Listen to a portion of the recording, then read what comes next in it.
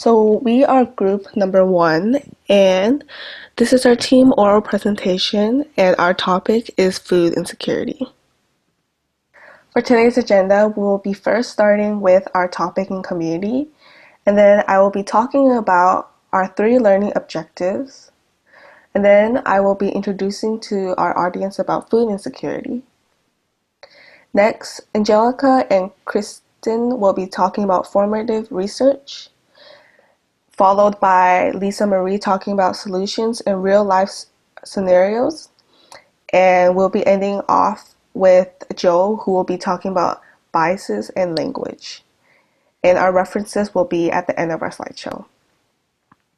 So like I said in the previous slides, our topic or issue is food insecurity, but our group decided to focus on a specific group, and that is college students. Our 3 learning objectives include: number 1, define food insecurity and how it is prevalent to students. We also want our audience to recognize the health disparities that affect our food insecurity. And number 3, obtain knowledge and be able to use it and practically apply what they learn to make better health decisions. So the question is, what is food insecurity? According to the USDA, food insecurity is the inconsistent access to adequate food limited by a lack of money or other resources at times during the year. Food insecurity has 3 parts, and these include accessibility, availability, and affordability. Accessibility is about physical location, whereas availability is about hours of operation, and affordability is about low cost of nutritious food. We can separate food insecurity into 3 levels, which include moderate, low, and very low. Moderate food insecurity describes individuals or households with some level of concern or challenge in accessing quality food without significant decreases in quality, variety, and quantity. Low food insecurity describes households or individuals where quality and variety and desirability are negatively impacted, but quantity isn't. And very low insecurity indicates decreases in all of these areas, which are quality, variety, desirability, and quantity, as well as a disrupted eating pattern due to inability to access adequate food. In our community, there are certain groups that are disproportionate or they are disproportionately burdened, and these groups include women, children, veterans, and elderly. Children are a vulnerable group because they are still at a young age and are dependent on adults or their guardians. Women are more prone to illnesses and diseases such as osteoporosis, depression, hypertension, and diabetes. Veterans are vulnerable because they have a high chance of being depressed and having PTSD. There is a stigma in society that we put onto veterans where some believe that they can no longer find a job because they have witnessed war. And lastly, elderly may also be dependent on healthier or younger adults because their body is aging and they may not be functioning at its full potential, such as their immune or nervous system, or also the cardiovascular system. So this is a chart that I made on PowerPoint that shows a visual representation of the framework of food insecurity. As you can see, food insecurity is on the top of the chart, and food insecurity usually leads to undernutrition. And undernutrition can also lead to different factors such as poor social and care practices, such as having difficulty developing social connections or having a care in our individual's hygiene. Students may also have decreased academic performance such as difficulty producing consistent, excellent, or quality work, and forcing to choose food versus educational materials, or struggling to obtain necessary materials for class. Housing crisis is another factor, and housing crisis correlates with undernutrition because students have a risk of being homeless, or due to the high prices of houses, they are forced to work part-time and or full-time jobs. Lastly, disease and illness also correlate with undernutrition. And disease and illnesses can be separated into two categories, such as mental health and physical health. And mental health could include depression or anxiety, and physical health can include obesity and diabetes. For the next part of our presentation, I will be passing it on to Angelica, where she'll be talking about formative research. So now we're going to go into the formative research about food insecurity, which will include statistics, prevalence, as well as the causes and the effects of this issue. So for statistics, we want to know the numbers, how many people are affected from this issue. So in 2013, 14.3% of U.S. households identified themselves as either low or high food insecure. And in 2014, Hunger in America report from Feeding America estimated that a roughly 10% of its 46.5 adult clients are currently students. And Hunger in America's program, Feeding America, is a network of about 46,000 emergency food service agencies. So this will include things such as food banks and food pantries, services like that to provide food for those who do suffer from food insecurity. And another study done by the University of California, they found that 40% of its students suffer from food insecurity, which is a pretty big amount because, that's nearly almost 50%. And, nowadays, more people are attending college. So for it to be almost half of the people who do attend college, that's, a really big issue. And now we're going to the prevalence. So prevalence is going to be, who exactly is affected, what groups are affected more so than others. So groups that we found that are more affected among college students are students of color and first-generation college students. So with students of colors, this will be, those who identify as Black or African American and Hispanic, anyone who doesn't identify as white slash Caucasian.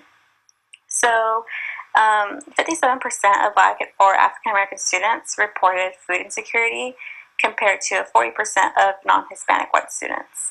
And for first-generation college students, more than half of all first-generation students, which was about 56%, were food insecure compared to 45% of students who had at least one parent who attended college. And again, as I mentioned, more people are going to college nowadays, and majority of those people who do go to college, a big amount of them are first in their family to go. So for that population to be more than half to struggle with this issue, it is a really big problem that needs to be brought to attention. And we also found that food insecurity correlates with housing crisis, and actually 64% of food insecure students reported experiencing some type of house insecurity, which is another struggle to deal with. So not only are those who struggle with food insecurity struggling with just that issue, but they're also just struggling having a permanent home to reside in and just live in. And as well as housing crisis, food insecurity also correlates with chronic diseases. And according to the U.S. Economic Research Services, food insecurity is correlated to chronic diseases, specifically such as COPD, diabetes, and asthma. There are multiple factors that play a role in the cause for food insecurity. Some of these factors include unemployment, high housing costs, low wages and poverty, the lack of access to SNAP or food stamps, medical or health costs, rising costs of education and textbooks, and student loans. Although these all play a role or are factors in food insecurity, there are still students that don't necessarily suffer from these factors that are still affected by food insecurity, including those who are employed, participate in a campus meal plan, or seek other financial or material help. In fact, 56% of food insecure students reported having a paying job, while 43% of meal plan enrollees still experienced food insecurity. So we can see that this is still a problem amongst students who don't necessarily suffer from all of these factors, but are affected by food insecurity. Food insecurity has shown to have many effects on students' physical, emotional, and mental health. Some of the physical effects include hunger, dizziness, headaches, sensitivity to light and cold, the inability to sleep well, obesity, and diabetes. Some of the mental aspects include inability to concentrate or focus, poor judgment, reduced alertness, and even mental fatigue. Some of the emotional or behavioral effects include anxiety, depression, low self-esteem, low motivation, binge eating, anger, and even isolation from others. Food insecurity also tends to impact students' education. Some facts are that 55% reported that these problems caused them not to buy a required textbook for their classes. 53% reported missing a class, and even 25% reported dropping a class due to these harmful effects of food insecurity.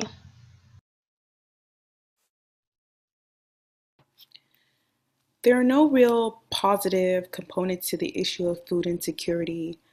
Students lose out more when they aren't able to obtain the right foods or food in general. They lose weight, they become tired and drained, they lack a lot of the energy that is needed to carry out the activities of daily living. One negative aspect is that they are not able to have access to healthy and nutritious foods. As you know, having a balanced diet has a lot of physical, mental um, health benefits. You're able to concentrate better, you make better decisions, you don't have poor judgment, you have more energy, you're not as tired, you're able to carry out your activities of daily living without the feeling of being starved. Most foods and snacks that people have access to, these are students who are food insecure, are not as healthy, and they're full of fat, they lack, the appropriate nutrients, they're cheap foods, and they're easily perishable. Some of the short-term solutions are food recovery programs, food pantries, community gardens.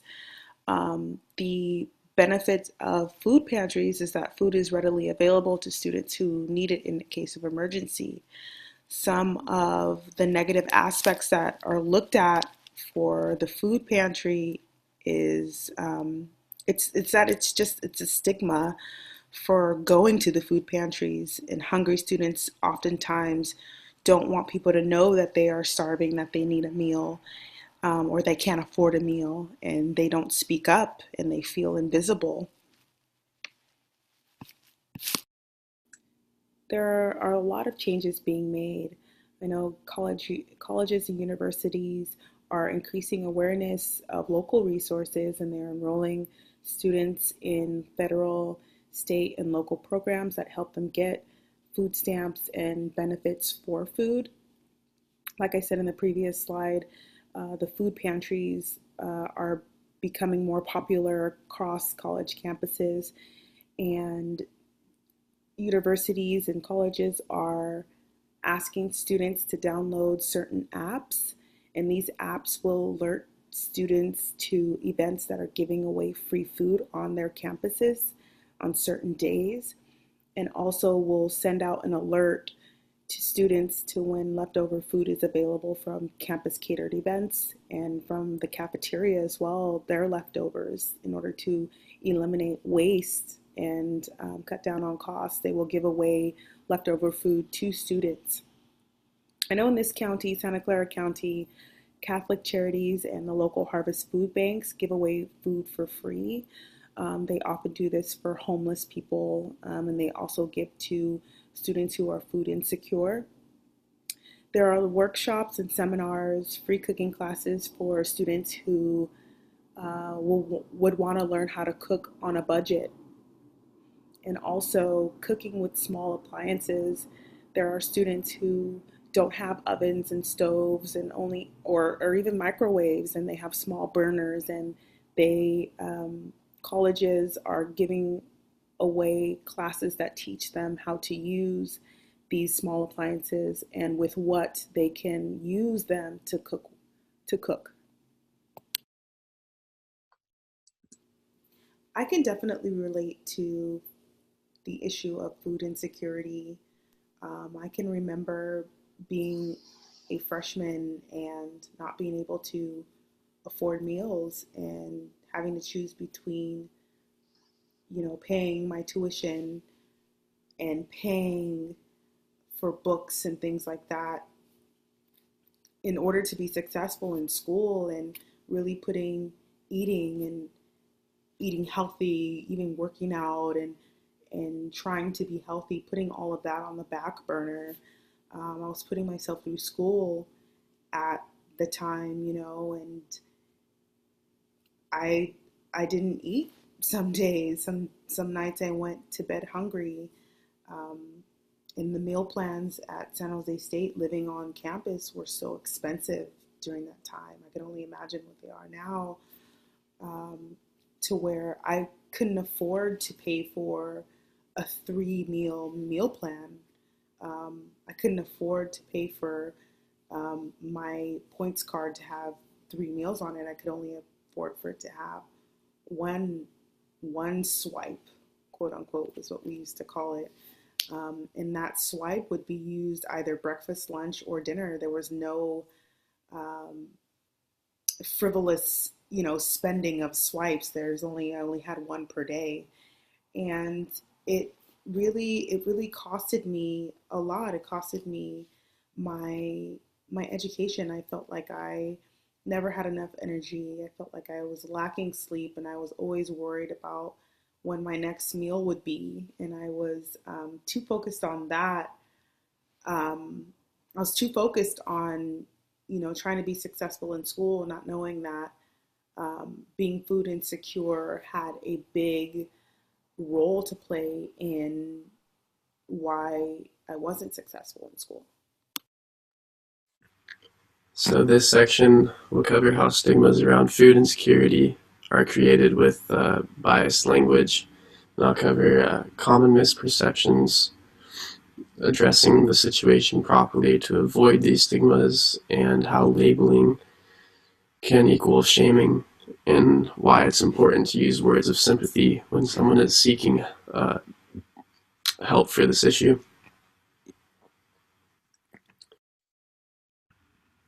Oftentimes misperceptions, they stem from a lack of understanding a person's actual situation, and then that leads to the accusation that people have control over food security, causing a person to feel embarrassed for their struggle.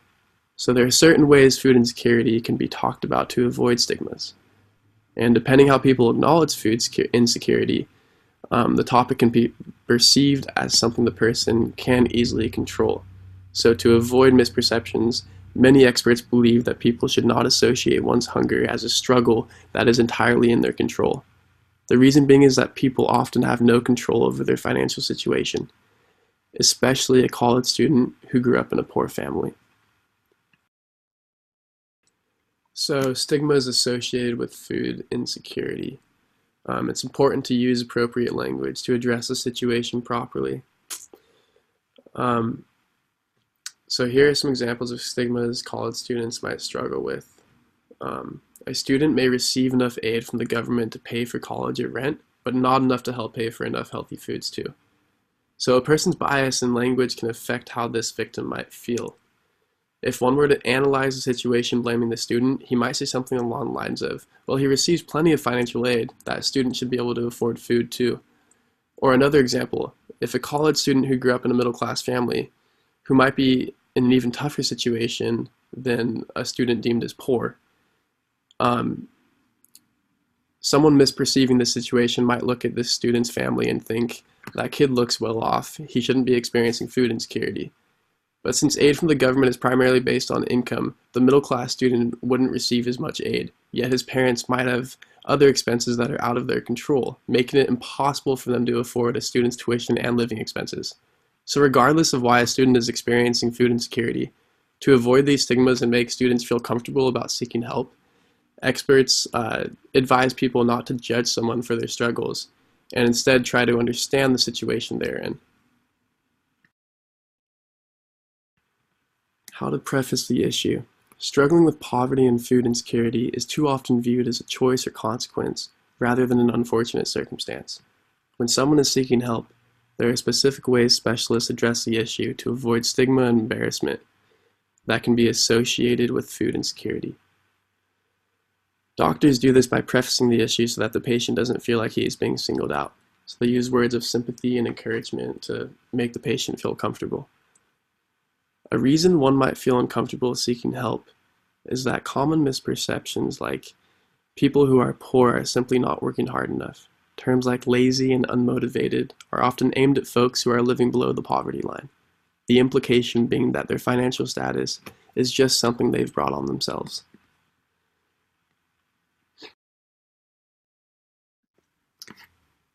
So some Americans' beliefs can result in stigmas. For instance, a study conducted by the Kaiser Family Foundation and Harvard University found that approximately 52% of Americans believe that the main cause of poverty is a lack of aspirations and motivation.